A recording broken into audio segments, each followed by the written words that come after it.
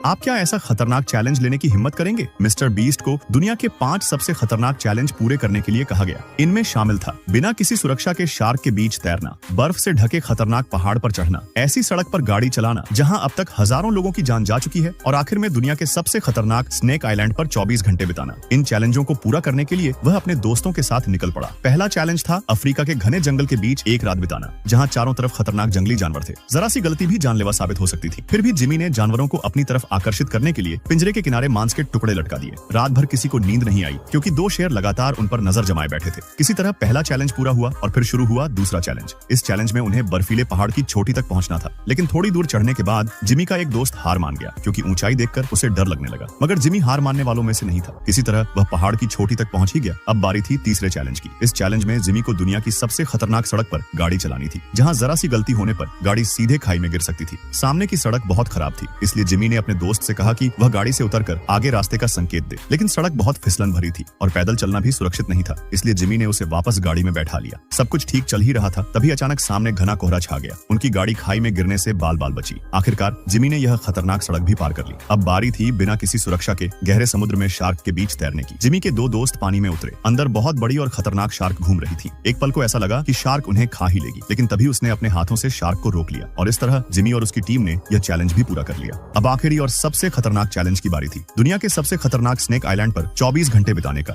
Boat Jimmy और उसकी team को छोड़कर चली गई। अब उन्हें हर कदम बहुत सावधानी से रखना था। अगर गलती से किसी सांप ने काट लिया तो जहर बहुत जल्दी असर करना शुरू कर देता और 1 घंटे के अंदर सब खत्म हो सकता था। यह द्वीप जितना खतरनाक था उतना ही खूबसूरत भी। जंगल के अंदर उन्हें एक बेहद जहरीला और खतरनाक सांप दिखाई दिया। जैसे जैसे वे जंगल में आगे बढ़ते गए और भी खतरनाक सांप दिखने लगे। अंधेरा होने लगा तो सभी ने अपने अपने टेंट लगा लिए, लेकिन सांपों के डर से किसी को नींद नहीं आ रही थी। कौन जाने कब कोई सांप आकर काट ले।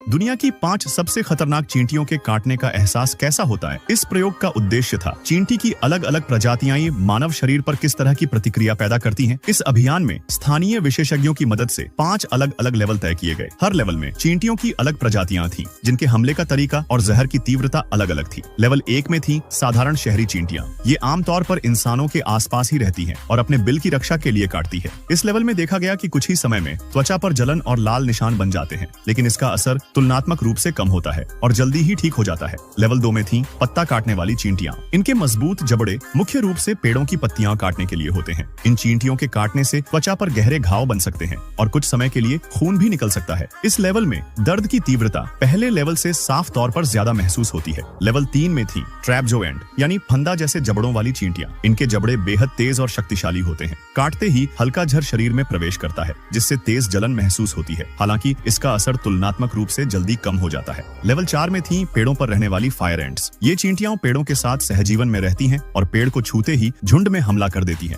इनके जहर से लंबे समय तक जलन और सूजन देखने को मिलती है। और अंत में लेवल 5 में थी बुलेट एंट्स। इनका काटना दुनिया के सबसे ज्यादा दर्दनाक कीड़ों के काटने में से एक माना जाता है। इनका जहर नर्वस सिस्टम पर तेज प्रतिक्रिया पैदा करता है और लंबे समय तक भयानक दर्द बना रह सकता है। तो दोस्तों, आपसे सवाल है, इन 5 लेवल्स में से आप किस चींटी को सबसे ज्यादा खतरनाक मानते हैं? कमेंट में जरूर बताइए।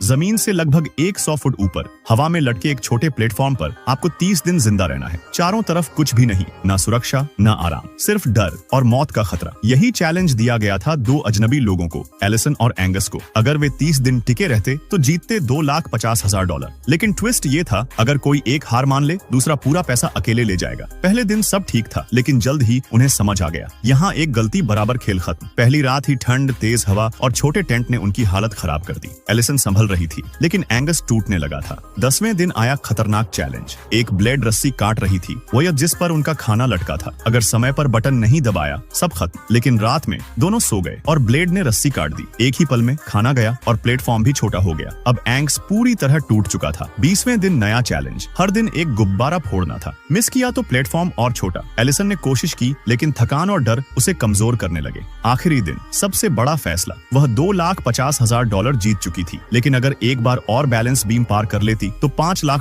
मिलते। लेकिन गिर गई तो सब खत्म। उसने सोचा और फैसला लिया। उसने रिस्क नहीं लिया, उसने सेफ रास्ता चुना और वही फैसला उसकी जीत बन गया। क्योंकि सच यह था, अगर वह कोशिश करती तो वह गिर जाती और सब हार जाती। कभी कभी असली बहादुरी रिस्क लेना नहीं, बल्कि सही समय पर सही फैसला लेना होता है। तो दोस्त, क्या आप ये चैलेंज लेते?